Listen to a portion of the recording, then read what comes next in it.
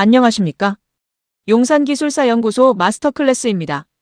오늘은 제130회 토목시공기술사 문제 중 13034번 건설사업 진행 시 발생하는 클레임의 종류, 처리 절차 및 예방대책에 대해 함께 살펴보겠습니다. 먼저 건설 클레임의 본질과 법적 지위에 대한 개요부터 살펴보겠습니다. 건설 현장에서는 다양한 의견 충돌, 즉 이슈가 발생할 수 있습니다. 이러한 이슈가 발전하여 계약 당사자가 정당한 권리를 요구하는 합법적 절차를 바로 클레임이라고 합니다.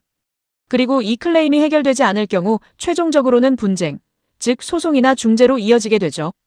여기서 클레임이란 건설 계약 이행 중 발생하는 이견에 대해 계약 당사자가 정당한 권리, 예를 들어 공기 연장이나 추가 비용 등을 요구하는 합법적인 절차입니다.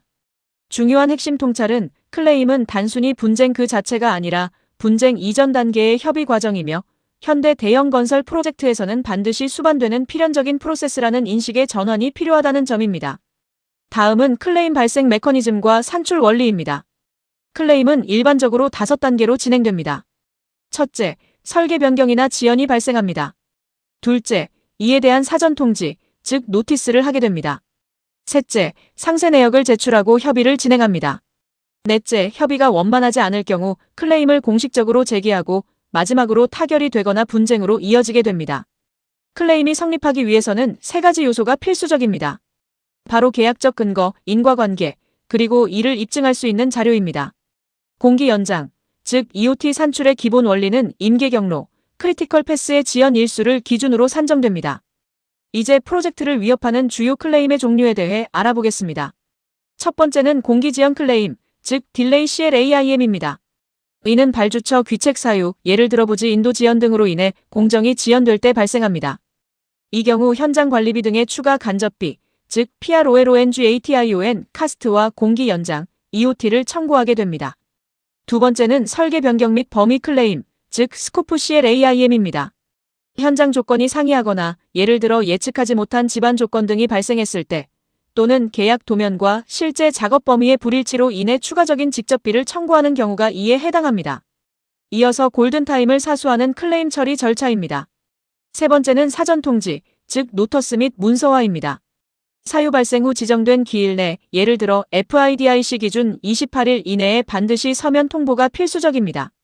만약 이 통지가 누락될 경우 권리 자체가 상실될 수 있으므로 타임바 조항에 특히 유의해야 합니다. 네 번째는 상세 내역서 제출 및 협상입니다. 공정표인 CPM 기반의 지연 분석 기법, 예를 들어 TIA 등을 활용하여 영향 분석을 진행합니다. 이를 바탕으로 정확한 비용 산출 내역인 퀀텀을 제출하고 당사자 간 협상을 통해 타결을 이끌어냅니다. 다음은 리스크를 최소화하는 선제적인 클레임 예방 대책입니다.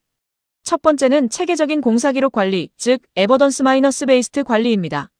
사진, 작업일지, 기상자료, 회의록 등을 실시간으로 데이터베이스화하는 것이 중요합니다.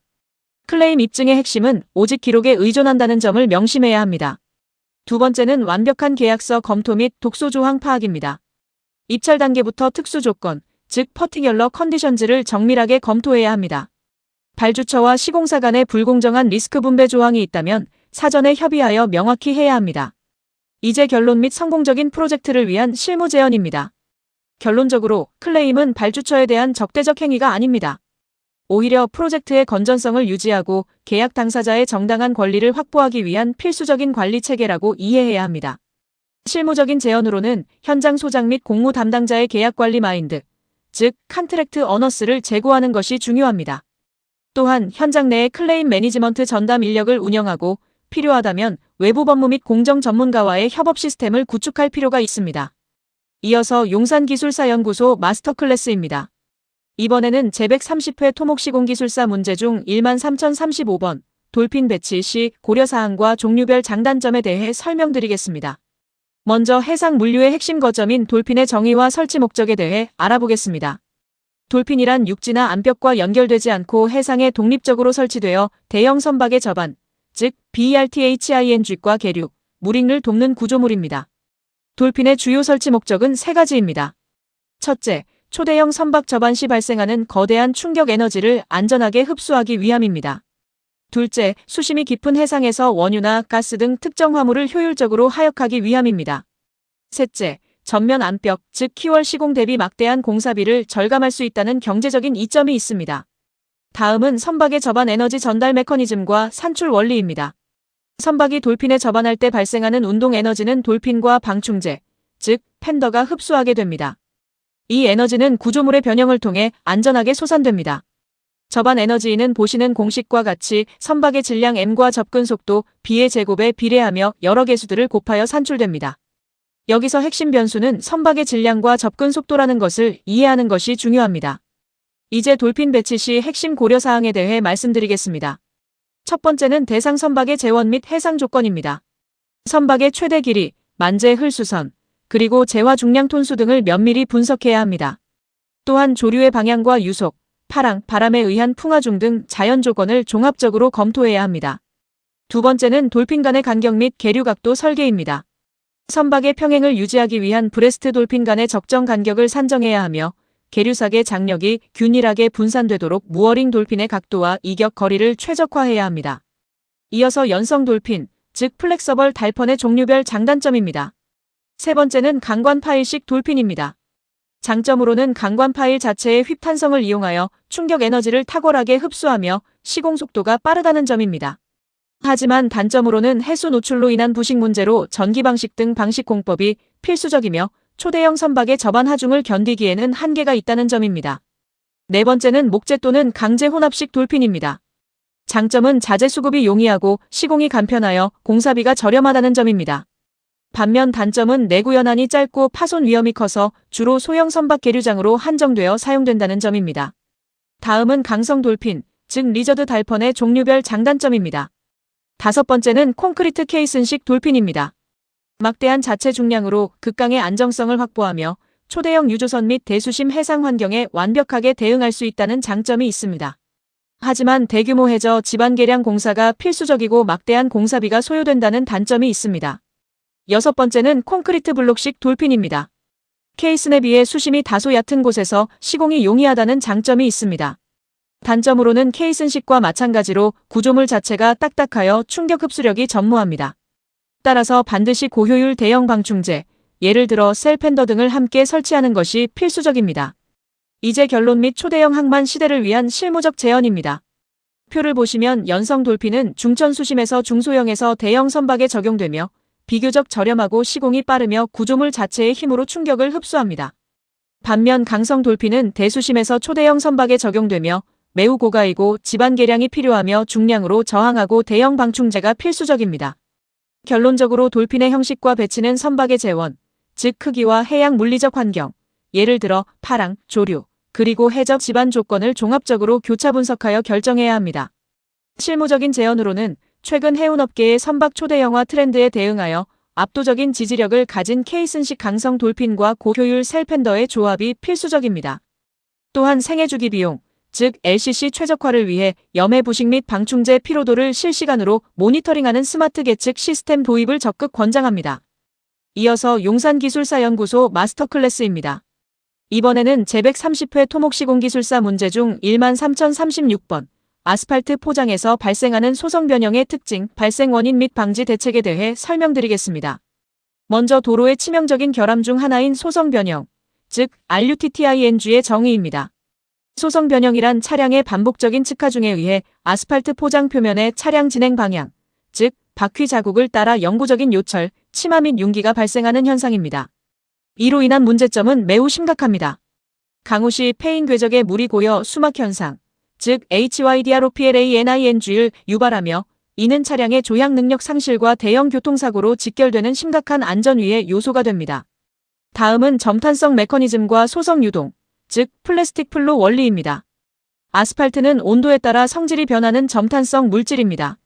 보시는 그래프처럼 재료 거동 특성은 온도 및 하중 제하 시간에 따라 탄성 영역과 점성 영역으로 나뉩니다.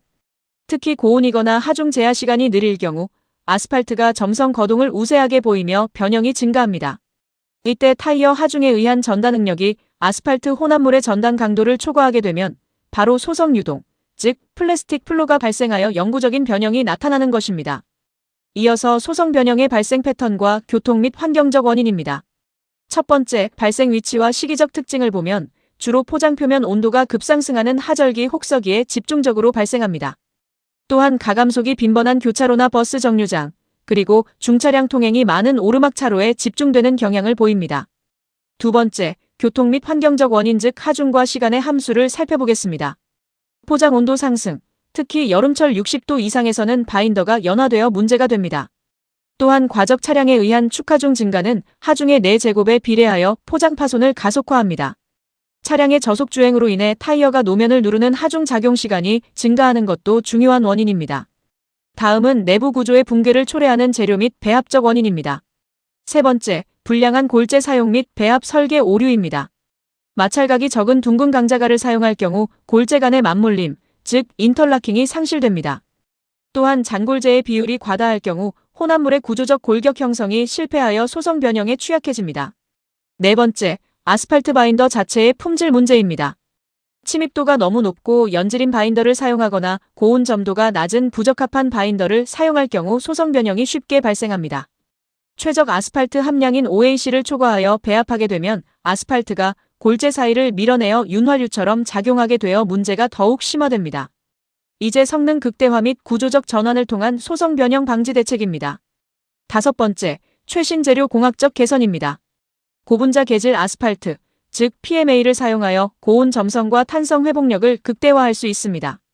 또한 굵은 골재의 맞물림을 극대화하고 섬유 보강제를 추가한 SMA, 쇠석 메스틱 포장을 적극적으로 적용하는 것이 효과적입니다. 여섯 번째, 구조적 전환 및 제도적 감시입니다. 소성 변형에 취약한 구간, 예를 들어 교차로나 버스 정류장, 톨게이트 등은 아스팔트 대신 강성 포장인 연속 철근 콘크리트 CRCP로 설계 변경을 고려해야 합니다. 또한 주행 중 과적 단속이 가능한 WIM 시스템을 확충하고 단속을 강화하여 근본적인 원인을 제거해야 합니다. 결론 및 이상기후 시대의 도로 포장 재현입니다. 결론적으로 아스팔트의 소성 변형은 단일 요인이 아닌 재료의 한계, 극한의 환경, 가혹한 교통 하중이 결합된 복합적인 결과입니다. 따라서 배합 설계부터 시공 다짐까지의 통합적 품질 관리가 유일한 해법이라고 할 수 있습니다.